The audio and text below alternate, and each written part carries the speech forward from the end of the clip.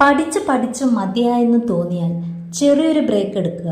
വളരെ കുറച്ചു സമയത്തേക്ക് മാത്രം. അത് ഇനി ആർജവത്തോടെ പഠിക്കാൻ വേണ്ടി മാത്രം എടുക്കുന്ന ബ്രേക്ക് ആയിരിക്കണം. അല്ലാതെ നിങ്ങൾ ഒരിക്കലും പഠിക്കുക എന്ന പ്രവൃത്തിയിൽ നിന്നും ഒരിക്കലും പിന്മാറരുത്.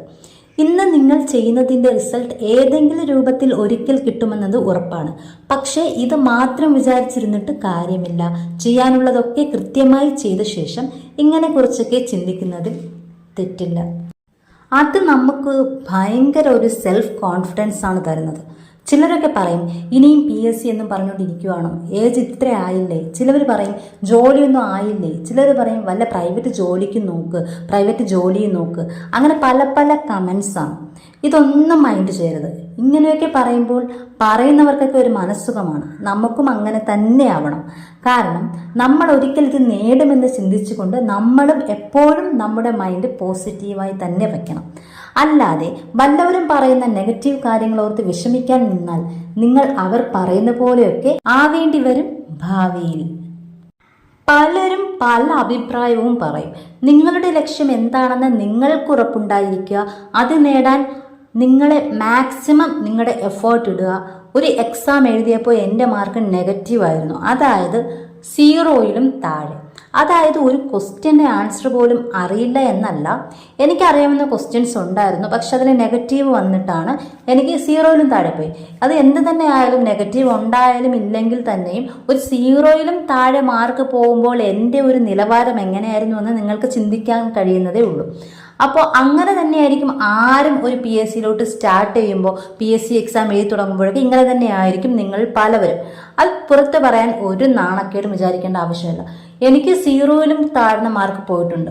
പക്ഷേ എനിക്കതിപ്പോൾ പറയാൻ എനിക്കിവിടെ പറയുന്നുണ്ട് ഒരു നാണക്കേടും തോന്നുന്നില്ല. കാരണം അതിൻ്റെ കാരണം എന്ന് പറയുന്നത് എനിക്കിപ്പോൾ ഇത്ര മാർക്ക് കൂടിയത് കൊണ്ട് മാത്രമാണ് ഞാനിത് റിവീൽ ചെയ്യുന്നത്.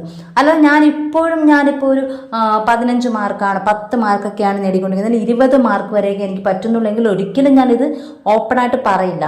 കാരണം എനിക്കത് നാണക്കേടാണ്. എനിക്ക് 0യേക്കാളും താഴ്ന്ന മാർക്ക് എന്ന് പറയുന്നത് അത്രയും പഠിക്കാത്ത കുട്ടികൾക്ക് വരുന്ന മാർക്കാണ്, അത്ര അറിഞ്ഞൂടാത്തവർക്ക് വരുന്ന മാർക്കാണ്. അപ്പം എന്നെപ്പോലെ ഒരാൾക്ക് ഇത് ഇത്രയും 0യേക്കാളും താഴ്ന്നു പോയ മാർക്കിൽ നിന്നും ഒരു 80 മാർക്കിലൊക്കെ എത്താൻ കഴിഞ്ഞുവെങ്കിൽ ഇത് കേട്ടുകൊണ്ടിരിക്കുന്ന നിങ്ങൾക്ക് ആർക്കായാലും തീർച്ചയായിട്ടും സാധിക്കുമെന്ന് ഞാൻ 100% ഗ്യാരണ്ടിയോടെ പറയുന്നു. കാരണം എനിക്ക് പറ്റിയെങ്കിൽ പിന്നെ നിങ്ങൾക്ക് പറ്റാത്ത എന്താ?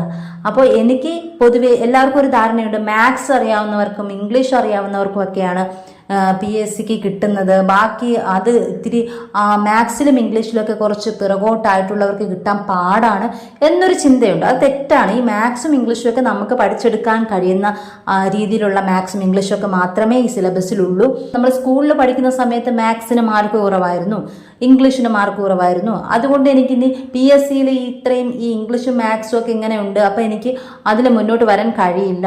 അപ്പോൾ ബാക്കിയുള്ള പോർഷൻ വെച്ച് എനിക്ക് മാർക്കും കിട്ടില്ല, പിന്നെ എന്തിനാണ് ഈ PSC എന്നും പറഞ്ഞുകൊണ്ട് നിൽക്കുന്നത്? ഇങ്ങനെ ചിന്തിക്കുന്ന ആൾക്കാരുണ്ട്. അപ്പോൾ ഇവരുടെ ചിന്താഗതി വെറും തെറ്റാണ്. ഞാൻ ആദ്യം ഇങ്ങനെയൊക്കെ ചിന്തിച്ചിരുന്നു. കാരണം പൊതുവെ എനിക്ക് മാത്സിന് ഇത്തിരി പിറകോട്ടുള്ള, എനിക്ക് ഇഷ്ടമില്ലാത്തൊരു സബ്ജക്റ്റാണ് മാത്സ്. കാരണം എനിക്ക് അതിനെക്കുറിച്ച് കൂടുതൽ അറിയാത്തതുകൊണ്ടാണ്, ചെയ്യുന്നതെല്ലാം തെറ്റായി പോകുന്നതുകൊണ്ടാണ് എനിക്കിത് ഇഷ്ടമില്ലാത്തത്. എല്ലാവർക്കും അറിയാമല്ലോ, നമുക്ക് ഇഷ്ടപ്പെടാത്തത്, നമുക്കത് ചെയ്യാൻ കഴിയാത്തത് കൊണ്ടോ നമുക്കതിനോട് നോളജ് ഇല്ലാത്തത് കൊണ്ടോ ആണ് നമുക്കൊരു സബ്ജക്റ്റ് ഇഷ്ടമല്ലെന്നാവുന്നത്. അപ്പോൾ എനിക്ക് മാത്സ് ഇഷ്ടമല്ലായിരുന്നു. പക്ഷേ എനിക്ക് ഏറ്റവും വിശ്വാസമുള്ള ഒരു സബ്ജക്റ്റ് മാത്സ് തന്നെയാണ്. കാരണം നമ്മൾ പഠിച്ചു കഴിഞ്ഞാൽ കിട്ടുമെന്ന് എനിക്ക് ഉറപ്പുള്ള സംഭവം അത് തന്നെയാണ്. പക്ഷെ ഞാനിപ്പോൾ ചിന്തിക്കുന്നു, പണ്ട് ഞാൻ എന്തെല്ലാം രീതിയിൽ വിചാരിച്ചിരുന്നു മാത്സിനെ ഭയങ്കരമായിട്ടും എന്നെ ഒരുപാട് അലട്ടിയ ഒരു സബ്ജക്റ്റാണ് ഈ മാത്സ് എന്ന് പറയുന്നത്. അതിന് ഞാനിപ്പോൾ ഇത്രയും മാത്സിൽ ഒരുപാട് പിറകിലായിരുന്നു ഞാൻ ഈ മാത്സിനെ ഇങ്ങനെ പറയണമെങ്കിൽ. ഇപ്പം നിങ്ങൾ കേട്ടുകൊണ്ടിരിക്കുന്ന നിങ്ങൾക്ക് മാത്സിൽ ഒരുപാട് പിറകിലുള്ള ആൾക്കാരാണെങ്കിൽ തീർച്ചയായിട്ടും നിങ്ങൾക്കും നന്നായിട്ട് മുന്നോട്ട് കൊണ്ടുവരാൻ കഴിയുമെന്ന് എനിക്ക് നല്ല ഉറപ്പുണ്ട്. പക്ഷെ അതിന് നിങ്ങൾക്ക് അതിയായ ആഗ്രഹം ഉണ്ടായിരിക്കണം, നിങ്ങൾക്കത് പഠിച്ചെടുക്കണമെന്ന മനോഭാവം ഉണ്ടായിരിക്കണം, നിങ്ങൾക്ക് മാർക്ക് കൂടണം, ഇനിയും നിങ്ങൾക്ക് റാങ്കിലെത്തണം, റാങ്ക് വേണം എന്നൊക്കെയുള്ള ചിന്ത അധികമായിട്ട് ഉണ്ടായിരിക്കണം. എങ്കിൽ മാത്രമേ ഇതൊക്കെ വർക്കൗട്ട് ആവുള്ളൂ എന്നാണ് എനിക്ക് തോന്നുന്നത്.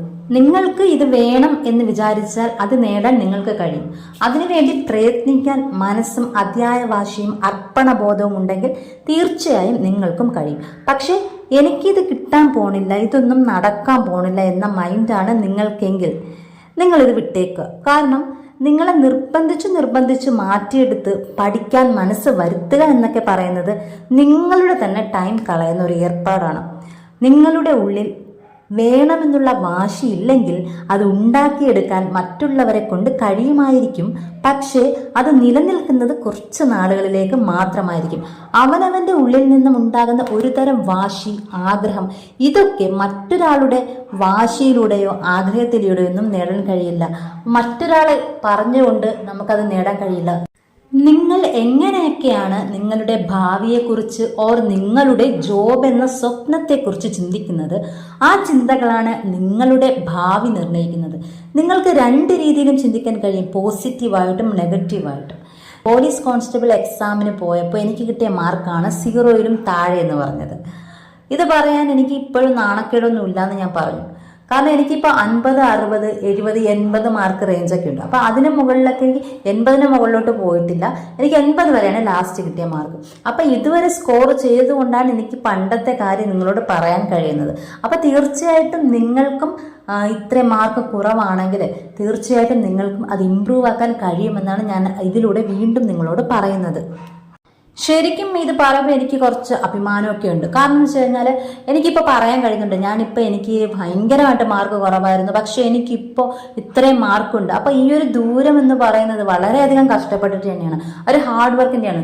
ചിലപ്പോൾ ഞാൻ വലിയ റാങ്കിലും ഇതിലൊന്നും ഇല്ലായിരിക്കാം, പക്ഷെ എന്നെ സംബന്ധിച്ചിടത്തോളം ഒന്നും അറിയാത്തതിൽ നിന്നും ഇത്രയും ഒരു മാറ്റം എന്ന് പറയുന്നത് എന്നെ സംബന്ധിച്ചോളം എനിക്ക് അഭിമാനമുള്ള കാര്യം തന്നെയാണ്. ഞാൻ അത്രയും കഷ്ടപ്പെട്ട് തന്നെ നേടിയ മാർക്കാണ് ഇതുവരെ എന്ന് പറയുന്നത്. അപ്പം അതിനൊരു വിലയുണ്ട്. കാരണം നമ്മൾ അത്രയും നമ്മുടെ ടൈമും നമ്മുടെ ഒരുപാട് മാനസിക പ്രശ്നങ്ങളും മറ്റുള്ളവരുടെ കളിയാക്കലുകളും ഇതൊക്കെ കേട്ടിട്ട് നമ്മൾ അതിലൊന്നും പിടികൊടുക്കാതെ നമ്മൾ സ്വന്തമായിട്ട് ഇത് വേണം, സ്വന്തമായിട്ട് നമ്മൾ പഠിക്കണം എന്നൊക്കെയുള്ള ചിന്തയിൽ നിന്നുമാണ് നമ്മൾ ഇത്രയും ഒരു ഡിഫറൻസ് വന്നത്.